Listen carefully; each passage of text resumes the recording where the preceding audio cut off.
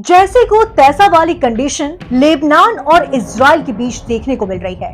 पहले हिजबुल्लाह के सैकड़ों पेजर में दूर बैठकर ट्रिगर के जरिए विस्फोट हुए, जिसमें 30 से ज्यादा जाने गई। फिर हिजबुल्लाह ने इजराइल पर रॉकेट दागे।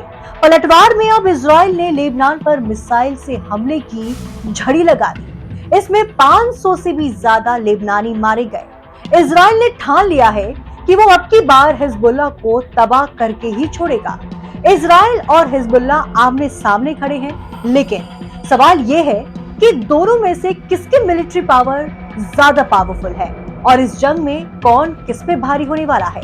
चलिए समझने की कोशिश करते हैं। इजराइल और हिजबुल्लाह ने इससे पहले 2006 में सीधी जंग लड़ी थी। उस समय इजराइल ने 1 महीने तक लेबनान में अभियान चलाया था।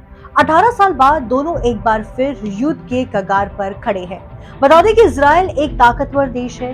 खाड़ी का कोई भी देश सैन्य क्षमता के मामले में इजराइल की बराबरी नहीं कर सकता है। इसके अलावा इजराइल के पास काफी एडवांस टेक्नोलॉजी है।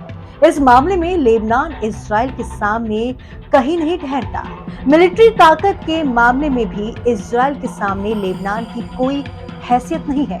इजराइल के पास करीब 2 लाख एक्टिव सैनिक है, वही लेबनान के पास एक्टिव सैनिक कर्मी सिर्फ 80,000 है, यानी इजराइल के पास 2 गुने से ज्यादा है। इजराइल के पास रिजर्व फोर्स 4.5 लाख से भी ज्यादा है, जबकि लेबनान के पास है ही नहीं। इजराइल के पैरामिलिट्री फोर्स में जवानों की संख्या 8,000 है, तो लेबनान के पास सिर्फ 25,000 है। इजराइल के पास कुल 601 एयरक्राफ्ट है। इसके अलावा इजराइल के पास 241 से ज्यादा फाइटर एयरक्राफ्ट है, जबकि लेबनान के पास मात्र 81 एयरक्राफ्ट है। फाइटर एयरक्राफ्ट की बात करें तो लेबनान के पास एक भी नहीं है। ग्लोबल फायर पावर में शामिल 145 देशों की लिस्ट में इजराइल की रैंकिंग 18 है, जबकि लेबनान 111वें पायदान पर है। आपको बता दें कि इजराइल की कुल मैन पावर 37 लाख है, लेकिन लेबनान के पास महज 20 लाख ही है। इसके अलावा इजराइल के पास 30 लाख से ज्यादा ऐसे लोग हैं जो इमरजेंसी में सेना में भर्ती होने लायक है, लेकिन लेबनान में सिर्फ 17 लाख ही ऐसे लोग हैं। बता दें कि जमीनी लड़ाई में टैंकों की भूमिका सबसे ज्यादा होती है।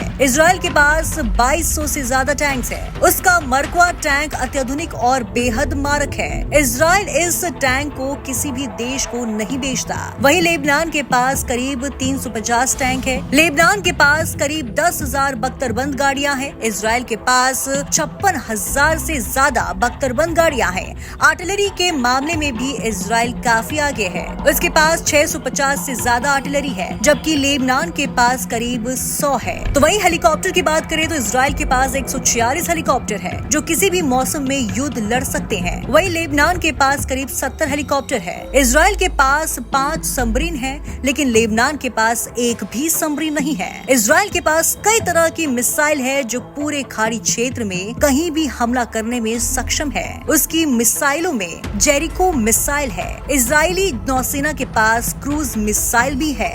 इजराइल की सबसे बड़ी ताकत उसका डिफेंस सिस्टम आयरन डोम है। आयरन डोम एक ऐसी प्रोटेक्ट सिस्टम है जो दुश्मनों की मिसाइल को रास्ते में ही ढेर कर देता है। इसके अलावा इजराइल के पास डेविड सिंह और एरो सिस्टम जैसी एडवांस मिसाइल डिफेंस सिस्टम भी मौजूद है। इजराइल ने तो लेबनान में हिजबुल्लाह के खिलाफ मोर्चा खोल दिया है।